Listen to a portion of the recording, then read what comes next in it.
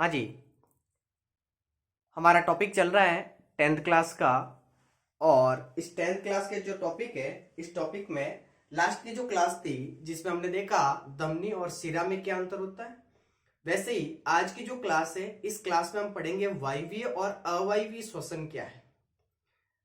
देखिए, ये जो क्लासेस चल रही है ये महत्वपूर्ण क्लासें ही है, जिसमें कुछ गिने चुने टॉपिक ले रहे हैं और उन टॉपिक के ऊपर चर्चा कर रहे हैं, अंतर के रूप में भी और प्रश्न के रूप में भी। तो देखिए, आज की जो क्लास है, इस क्लास में हम वायवीय और अवायवीय श्वसन में अंतर देखेंगे। क्या होता है वायवीय श्वसन और क्या होता है अवायवीय श्वसन। तो आइए इस टॉपिक को शुरू करते हैं। सबसे पहले हम वायवीय श्वसन की बात करें तो नाम से ही पता चल रहा है कि जो वायवीय श्वसन है ये वायु की उपस्थिति में होता है। हालांकि मैं आप लोगों को पहले इस टॉपिक के ऊपर सारी कंप्लीट बातें पिछली क्लासों में करवा रखी है, मैं अभी इनको अंतर के रूप में करवा रहा हूं। तो देखिए, वायवीय श्वसन और अवायवीय श्वसन में पहला अंतर आपको क्या याद रखना है कि जो वायवीय श्वसन होता है ये हमेशा वायु की उपस्थिति में होता है या ऑक्सीजन की उपस्थिति में होता है। जस्ट इसका उल्टा अवायवीय होगा, अवायवीय वायु की अनुपस्थिति में होता है। ठीक है, तो हम एक एक पॉइंट को लिखते भी जाएंगे और साथ में याद करते हुए भी जाएंगे। ठीक है, फिर वायवीय श्वसन में आपने देखा होगा कि जो ग्लूकोज होता है उस ग्लूकोज का पूर्ण ऑक्सीकरण होता है, जबकि अवायवीय श्वसन में ग्लूकोज का अपूर्ण ऑक्सीकरण होता है। वायवीय श्वसन में हमने देखा कि कार्बन डाइऑक्साइड है, जल है, ये बन रहे थे उत्पाद, जबकि अवायवीय श्वसन में कार्बन डाइऑक्साइड के साथ एथिल अल्कोहल बन सकता है या लैक्टिक अम्ल बनेगा। वायवीय श्वसन में ग्लूकोज का पूर्ण ऑक्सीकरण होता है जिससे 38 एटीपी अणु बनते हैं, ये ग्लूकोज के अणु से। अवायवीय श्वसन में 2 एटीपी अणु बनते हैं। क्या होता है वो सारी चीजें आज देखते हैं। तो देखिए, सबसे पहले आप हेडिंग लगाएंगे वायवीय और अवायवीय श्वसन में अंतर। ठीक है, तो देखिए, हम सबसे पहले एक साइड में बात कर लेते हैं वायवीय श्वसन की और एक साइड में बात करेंगे अवायवीय श्वसन की। तो मैं अंतर के रूप में ही नोट करवा देता हूं आपको जैसे उचित लगे वैसे याद कर लीजिए और नोट कर लीजिए। ठीक है, तो देखिए, एक साइड में हम वायवीय श्वसन ले रहे हैं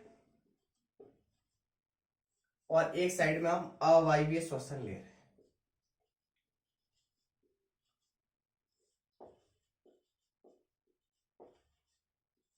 अब देखिए, सबसे पहले हम पहले नंबर की बात करें तो जो वायवीय श्वसन है, नाम से ही पता चल रहा है कि ये जो श्वसन है ये वायु की या ऑक्सीजन की उपस्थिति में होता है। तो हम पहला बिंदु लिखेंगे, ये ऑक्सीजन की उपस्थिति में होता है।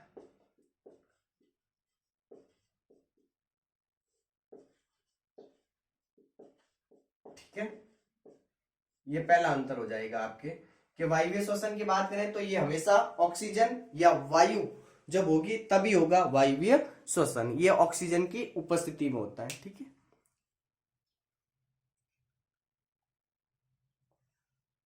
सेम इसका उल्टा जो अवायवीय श्वसन होगा ये ऑक्सीजन की अनुपस्थिति में होगा। ठीक है, तो इसमें आप लिखेंगे ये ऑक्सीजन की अनुपस्थिति में होता है।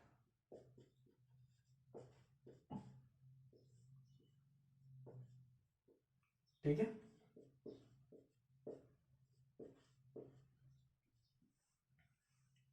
अब बात करेंगे चाहे वायवीय श्वसन हो और अवायवीय श्वसन हो।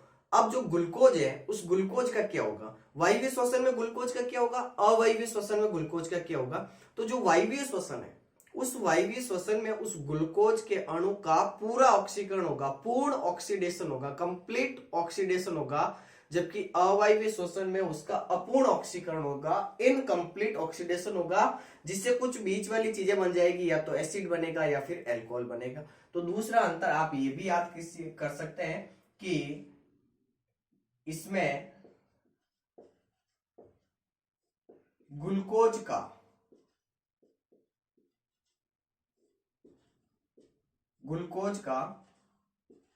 पूर्ण ऑक्सीकरण होता है।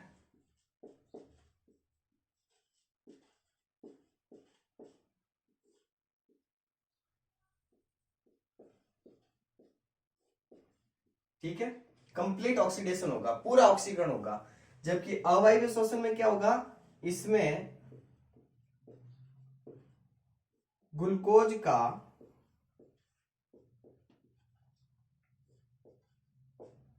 अपूर्ण ऑक्सीकरण होता है, इनकम्प्लीट ऑक्सीडेशन होता है।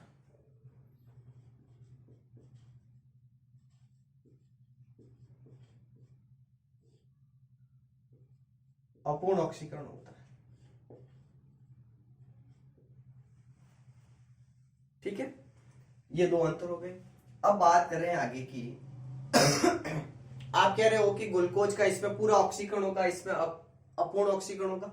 तो जब ग्लूकोज का पूर्ण ऑक्सीकरण होगा तो और क्या बनेगा, अंत में क्या बनेगा, तो इसमें बनेगा कार्बन डाइऑक्साइड बन सकता है, जल बनेगा, लेकिन इसमें कुछ बीच वाले उत्पाद बनेंगे, या तो एसिड या फिर एल्कोहल। तो इसमें हम लिखेंगे, इसमें CO2 व जल बनता है। अंतिम उत्पाद की बात कर रहा हूं मैं, बनता है, ठीक है। जबकि इसमें क्या होगा, इसमें CO2 या फिर एथिल अल्कोहल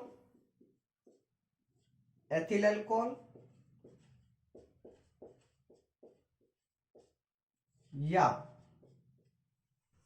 अम्ल बनता है, ठीक है।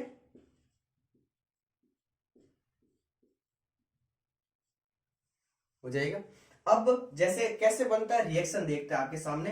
तो चौथा बिंदु आपके सामने मैं एक रिएक्शन लिख रहा हूं, देखिए ग्लूकोज C6H12O6, ये ग्लूकोज का अणु हो गया, ठीक है। इस ग्लूकोज का ऑक्सीकरण होगा, ऑक्सीकरण कब होगा, जब ऑक्सीजन होगी, ठीक है, मतलब वायवीय श्वसन हो रहा है। तो क्या होगा कि इस ग्लूकोज का जब ऑक्सीकरण होगा तो कार्बन डाइऑक्साइड प्लस जल और ऊर्जा निकलेगी, ठीक है। ये वाला प्रोसेस होता है वायवीय श्वसन में, ठीक है। अंतिम उत्पाद क्या बन रहा है, कार्बन डाइऑक्साइड और जल बन रहा है, यही बात हमने अभी की। लेकिन इसमें क्या होगा कि इसमें कोई बीच वाली चीजें बनेगी, या तो कोई अम्ल बनेगा या फिर कोई अल्कोहल बनेगा। हालांकि ये आपके सामने जो वायवीय श्वसन की रिएक्शन है ये संतुलित नहीं है, इसलिए मैं यहाँ पर 6 और 6 लिख लेता हूं ताकि अभिक्रिया संतुलित हो जाए, ठीक है। अब इसी का उल्टा अवायवीय श्वसन की रिएक्शन में क्या लिखेंगे हम, C6H12O6, ग्लूकोज तो है लेकिन ऑक्सीजन नहीं है, क्योंकि आपने पहले ही बता दिया कि अवायवीय श्वसन ऑक्सीजन की अनुपस्थिति में होगा। तो मतलब यहां पर ऑक्सीजन नहीं है, तो क्या बनेगा, या तो कोई अम्ल बनेगा, एसिड बनेगा, या फिर कोई अल्कोहल बनेगा और कुछ मात्रा में CO2 निकलेगी। तो ये हो गई अवायवीय श्वसन की रिएक्शन, ठीक है। नोट कीजिए यहां तक। समझ में आ रहा है आपको? एक एक पॉइंट को इजी है, ज्यादा हार्ड नहीं है, आप साथ साथ में इसको याद कर सकते हैं। तो 4 अंतर अभी तक मैंने बताए, आगे और बताएंगे 2-3 अंतर। पहले ये याद करो कि वायवीय श्वसन की बात करें तो ऑक्सीजन की उपस्थिति में होगा, अवायवीय ऑक्सीजन नहीं होगी तब होगा। वायवीय श्वसन में ग्लूकोज का पूरा ऑक्सीकरण होगा, कंप्लीट ऑक्सीडेशन होगा। अवायवीय श्वसन में ग्लूकोज का इनकम्प्लीट ऑक्सीडेशन होगा। इसमें कार्बन डाइऑक्साइड और जल बनता है, इसमें कार्बन डाइऑक्साइड के साथ एथिल अल्कोहल है या अम्ल है, ये बनेगा। रिएक्शन हो गया आपके सामने, ठीक है। अब बात आती है कि जो मोस्टली कोशिकाएं होती है उन कोशिकाओं के अंदर वायवीय श्वसन कहाँ होता है और अवायवीय श्वसन कहाँ होता है। तो देखिए वायवीय श्वसन मोस्टली कोशिका के एक तो होता है जीव द्रव्य में और दूसरा होता है माइटोकॉन्ड्रिया के अंदर, जिसे आप कोशिका का क्या कहते हो, शक्ति ग्रह। तो याद रहे, बहुत इंपॉर्टेंट पॉइंट है, वायवीय श्वसन की जो क्रिया है ये मोस्टली कोशिका के जीव द्रव्य में भी होती है और माइटोकॉन्ड्रिया में भी होती है। वैसे ही अवायवीय श्वसन की बात करें तो अवायवीय जो श्वसन है ये मोस्टली जो अवायवीय श्वसन की क्रिया है ये कोशिका के जीव द्रव्य में होती है, साइटोप्लाज्म में होती है। याद रहे, ये विशेष बिंदु है, आपको इसे हाईलाइट करके याद करना है। 5वें बिंदु की बात करें तो जो वायवीय श्वसन है ये मोस्टली कोशिका के जीव द्रव्य या तो जीव द्रव्य व माइटोकॉन्ड्रिया, वायवीय श्वसन कोशिका के जीव द्रव्य में भी हो सकता है और माइटोकॉन्ड्रिया में होता है, ठीक है। जस्ट इसका उल्टा जो अवायवीय श्वसन है ये मोस्टली होता है हमेशा कोशिका के जीव द्रव्य में। ठीक है, तो अवायवीय श्वसन का होता है मोस्टली कोशिका के जीव द्रव्य।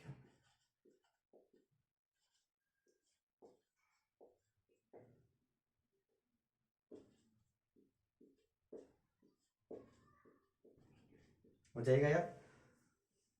अब आगे की बात करें तो आपने कहा कि वायवीय श्वसन है, इसमें ग्लूकोज का पूरा ऑक्सीकरण होगा तो कितनी ऊर्जा निकलेगी। अवायवीय श्वसन में आप कह रहे हो कि ऑक्सीजन नहीं है तो ग्लूकोज का अपूर्ण ऑक्सीकरण होगा तो ऊर्जा निकलेगी, कुछ मात्रा में तो निकलेगी, वो कितनी निकलती है। तो याद रहे जो वायवीय श्वसन है उस वायवीय श्वसन में ग्लूकोज के एक अणु से 38 एटीपी बनते हैं, जबकि अवायवीय श्वसन में हम बात करेंगे कि जो ग्लूकोज है उस ग्लूकोज के एक अणु से सिर्फ 2 एटीपी अणु बनते हैं। तो ये भी याद रहे कि वायवीय श्वसन है, इस वायवीय श्वसन में एक ग्लूकोज के अणु से, एक ग्लूकोज के अणु से 38 एटीपी 38 एटीपी बनते हैं। ठीक है, 38 एटीपी ऊर्जा निकलती है। और अवायवीय श्वसन की बात करें तो इसमें एक ग्लूकोज अणु से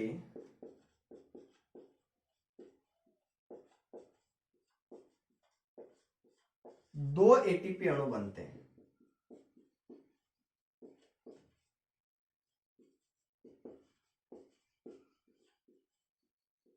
ठीक है, ये आपके सामने हो गए मोस्टली 6 अंतर। अब बात करें कि जो वायवीय श्वसन है ये मोस्टली किसके अंदर होता है, अवायवीय श्वसन किसके अंदर होता है। तो जो वायवीय श्वसन है ये मोस्टली सभी जीवों के अंदर होता है, हमारे अंदर गाय भैंस बकरी इनके अंदर सबके अंदर कौन सा श्वसन होता है, वायवीय।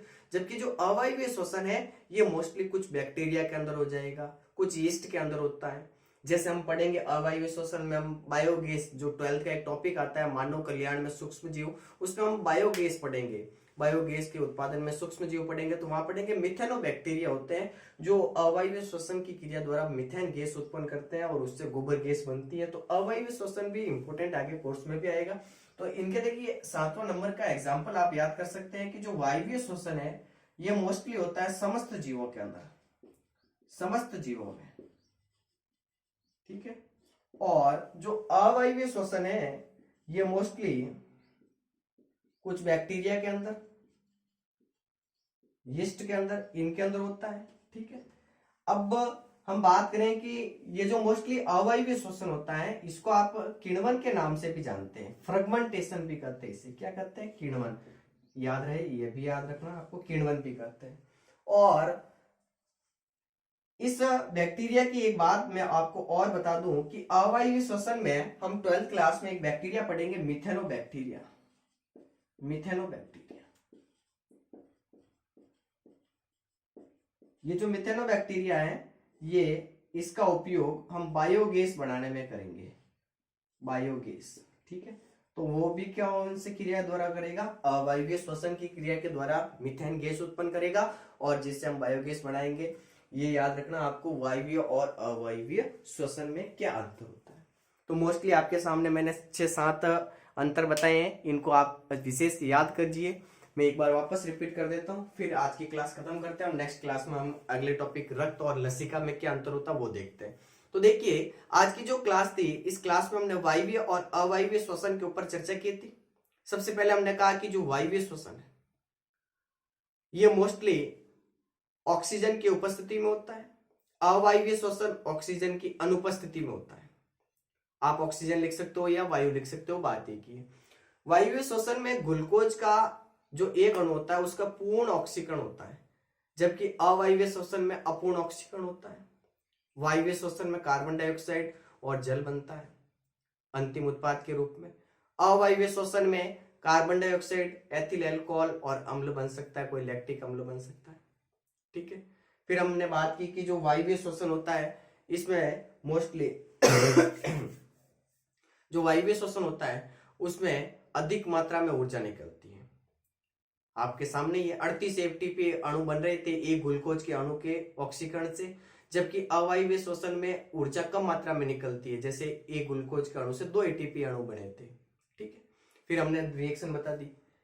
फिर बात करें तो जो वायवीय श्वसन है ये मोस्टली कोशिका का जो अंदर जीवद्रव्य है वहां पर भी होता है, और जो माइटोकॉन्ड्रिया कोशिका के अंदर वहां पर भी होता है। तो वायवीय श्वसन कोशिका के जीवद्रव्य में भी होता है और माइटोकॉन्ड्रिया में भी होता है, और अवायवीय श्वसन मोस्टली कोशिका के जीवद्रव्य में होता है। ठीक है, और वायवीय श्वसन में एक ग्लूकोज के अणु से कितने एटीपी बन रहे थे? 38 एटीपी बन रहे थे, और अवायवीय श्वसन में एक ग्लूकोज के अणु से कितने एटीपी बन रहे थे? 2 एटीपी बन रहे थे। ठीक है, और यही क्रिया अगर अवायवीय श्वसन वाली क्रिया हमारी मांसपेशियों में होने लग जाए तो हमें थकान आने लगती है। ये भी आपको मैंने पढ़ाया था इस टॉपिक के अंदर, तो इतना मैंने आज डिटेल में नहीं बताया, लेकिन सीधा सीधा अंतर बताया था कि वायवीय और अवायवीय श्वसन में क्या अंतर होता है। ठीक है, फिर वायवीय श्वसन मोस्टली सभी जीवों के अंदर होता है, अवायवीय श्वसन कुछ बैक्टीरिया के अंदर, कुछ यीस्ट के अंदर होता है। याद रखना चाहो तो एक मिथेनोबैक्टीरिया याद रखना आपको, जो बायोगैस बनाने में इसका उपयोग करेंगे हम, और इसी के अंदर ये अवायवीय श्वसन की क्रिया होती है जो सेलुलोज का अपघटन करेगा और उससे मीथेन गैस बनेगी। ठीक है,